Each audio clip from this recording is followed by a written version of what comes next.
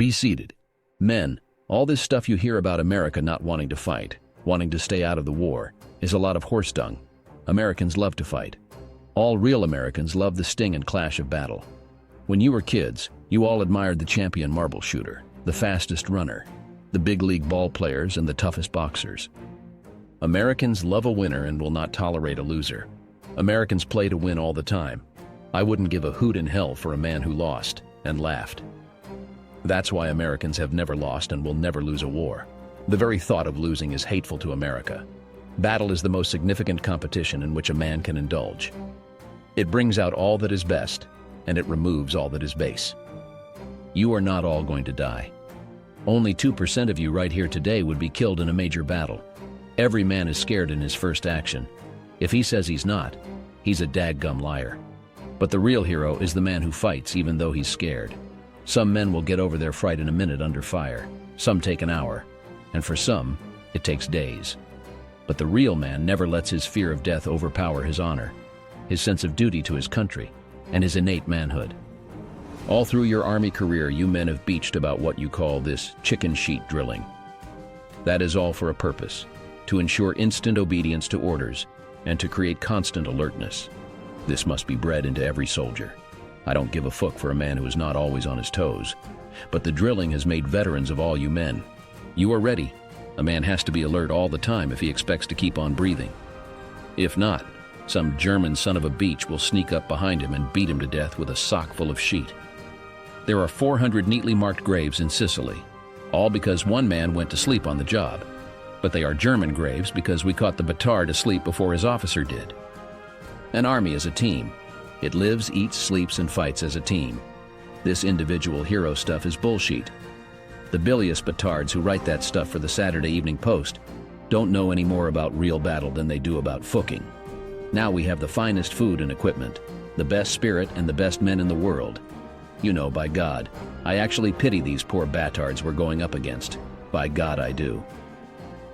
All the real heroes are not storybook combat fighters. Every single man in the Army plays a vital role.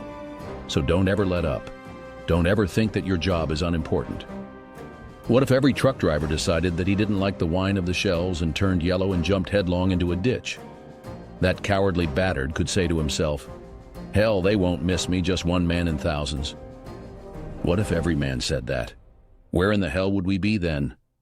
No, thank God, Americans don't say that. Every man does his job. Every man is important.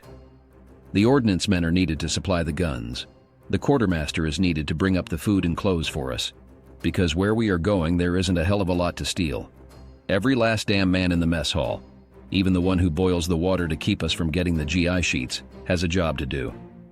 Each man must think not only of himself, but think of his buddy fighting alongside him. We don't want yellow cowards in the Army. They should be killed off like flies. If not, they will go back home after the war, daggum cowards, and breed more cowards. The brave men will breed more brave men. Kill off the daggum cowards and we'll have a nation of brave men. One of the bravest men I saw in the African campaign was on a telegraph pole in the midst of furious fire while we were moving toward Tunis. I stopped and asked him what the hell he was doing up there. He answered, "Fixing the wire, sir." "Isn't it a little unhealthy up there right now?" I asked.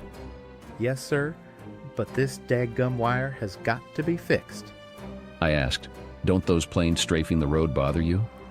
And he answered, "No, sir, but you sure as hell do." Now there was a real soldier, a real man. A man who devoted all he had to his duty, no matter how great the odds, no matter how seemingly insignificant his duty appeared at the time. And you should have seen the trucks on the road to Gabe's. Those drivers were magnificent. All day and all night they crawled along those son-of-a-beach roads, never stopping, never deviating from their course with shells bursting all around them. Many of the men drove over 40 consecutive hours. We got through on good old American guts. These were not combat men, but they were soldiers with a job to do. They were part of a team. Without them, the fight would have been lost. Sure, we all want to go home. We want to get this war over with. But you can't win a war lying down. The quickest way to get it over with is to get the batards who started it.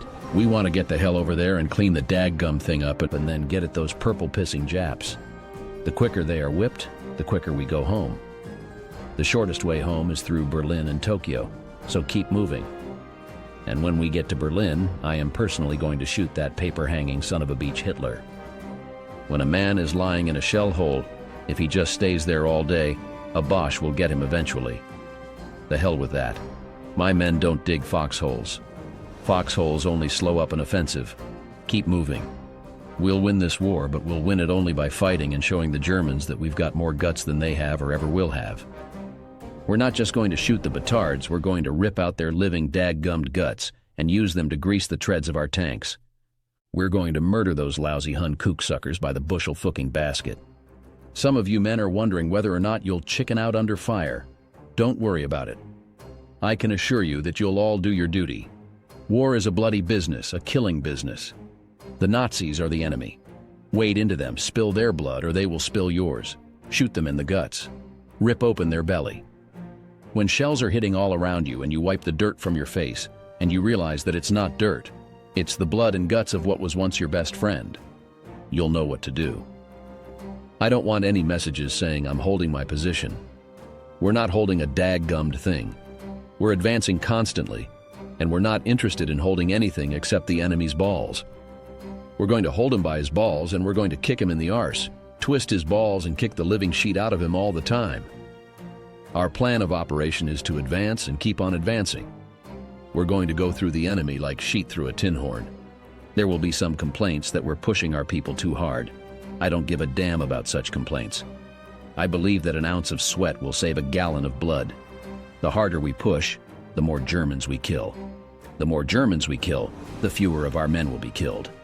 Pushing harder means fewer casualties. I want you all to remember that. My men don't surrender.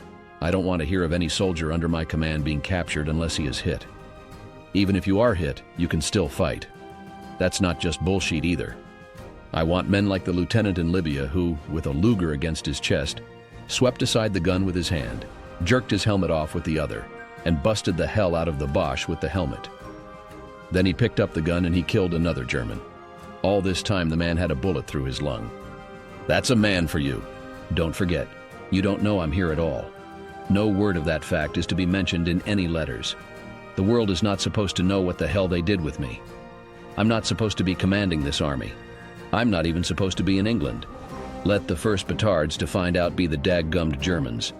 Someday I want them to rise up on their piss-soaked hind legs and howl, Ach, it's the dag-gum Third Army and that son of a beach Patton again.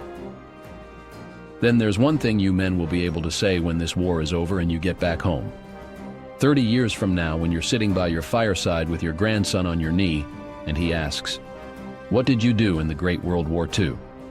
You won't have to cough and say, "Oh, Well, your granddaddy shoveled sheet in Louisiana. no, sir." You can look him straight in the eye and say, Son, your granddaddy rode with the Great Third Army and a son of a dag-gum beach named George Patton. "All right, you sons of beaches. You know how I feel. I'll be proud to lead you wonderful guys in battle anytime, anywhere. That's all." For more epic content, subscribe to The Shadows and the Past.